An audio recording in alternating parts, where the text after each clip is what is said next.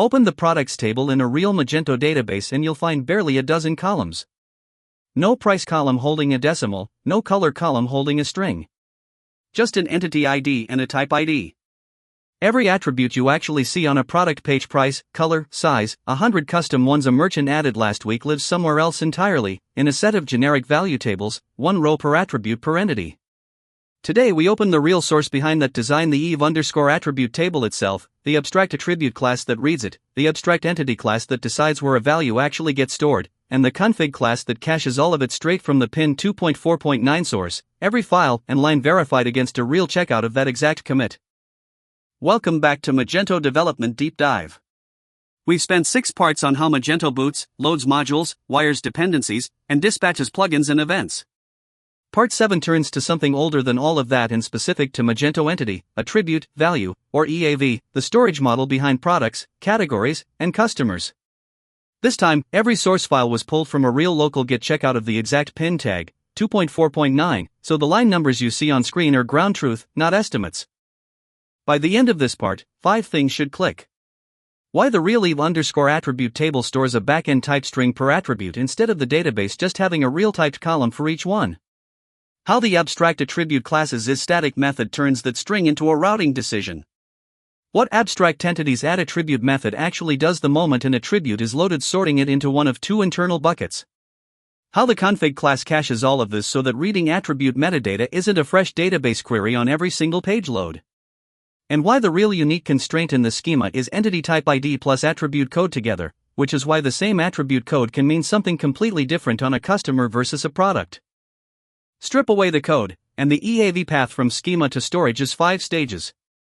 Declare, a row in the real EAV_attribute table describes one attribute for one entity type, its code, its backend type, its frontend input, nothing more. Cache, the config class loads that row once and wraps it in an AbstractAttribute object, then caches the object so the next request for the same attribute skips the database entirely. Wrap, that object now carries everything attribute code, backend type, backend model as plain data.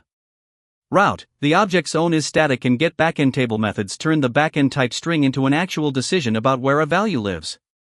And store, depending on that decision, a value either sits as a real column on the entity's own table or as a row in a separate per type value table, keyed by attribute ID and entity ID. A few things help before we dig in. Part 6, on service contracts, is useful context. The repository pattern we covered there often sits directly on top of the EAV machinery we're opening today, calling load and save without the caller ever seeing a single one of these tables. Either a real Magento 2.4.9 checkout, or the GitHub tag open in a browser tab. Basic familiarity with database columns, foreign keys, and XML schema files is enough. No prior EAV experience, and definitely no Magento 1 experience, required. This is the real declarative schema for EAV_attribute, straight from the pin tag. Notice what's not here: no price column, no color column. Just metadata columns, an attribute ID, the entity type it belongs to, the attributes code, and critically, backend type, a short string defaulting to static. That one column is the entire routing table for where every attribute's actual value ends up living, and we're about to trace exactly how it's used. This is the real, complete isStatic method. It's almost nothing. One comparison against a constant, type static, whose value is literally the string static, matching that same default we just saw in the schema. But this single check is the fork in the road for every attribute in Magento. If backend type is static or empty, the value lives as a real column on the entity's own table name and SKU on the product table, for instance. Anything else routes to a separate value table entirely. This is the real getBackendTable method, and it's where backend type stops being just a routing flag and becomes an actual table name.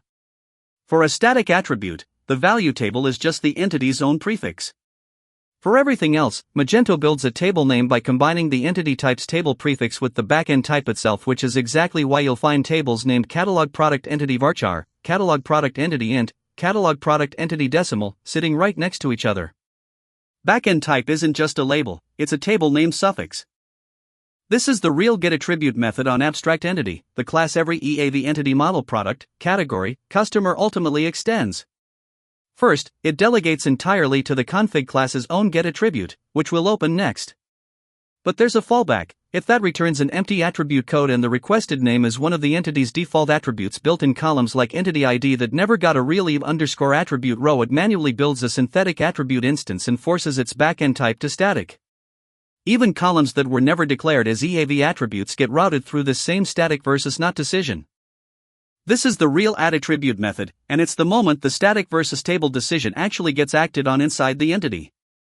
Every attribute gets indexed by its code, always. But then it forks. isStatic true means the attribute goes into a flat static attributes bucket. isStatic false means it gets filed into attributes by table, keyed by the exact backend table name getBackendTable just resolved, which is exactly how, when Magento loads a product, it knows precisely which value tables to query, and can group multiple attributes that share a backend table into a single query instead of one query per attribute. This is the real getEntityTable method. Most entity types product, customer, category configure their own entity table explicitly, so this fallback rarely fires in practice. But if a type doesn't specify one, Magento falls all the way back to a literal constant, default entity table, defined right in entity.php as the plain string EAV_entity, an actual, mostly empty, generic table that exists specifically to be that fallback. It's a small piece of code, but it tells you EAV was designed to work even for an entity type nobody's bothered to fully configure. This is the real, opening half of config's getAttribute method, the class every AbstractEntity delegates to. Before touching a database or even the Magento cache backend, it checks a plain in-memory array, keyed by website ID, entity type code, and attribute code. If a previous call this same request already resolved this exact attribute, it's returned immediately from that array. Numeric codes get resolved to their real attribute code first, through a small ID to code reference map, so callers can ask for an attribute by either its ID or its name interchangeably. This is the real core of _createAttribute, the method that actually builds an AbstractAttribute instance out of a raw row of data. Notice the model resolution. If the EAV_attribute row itself specifies an attribute model, that exact class gets used.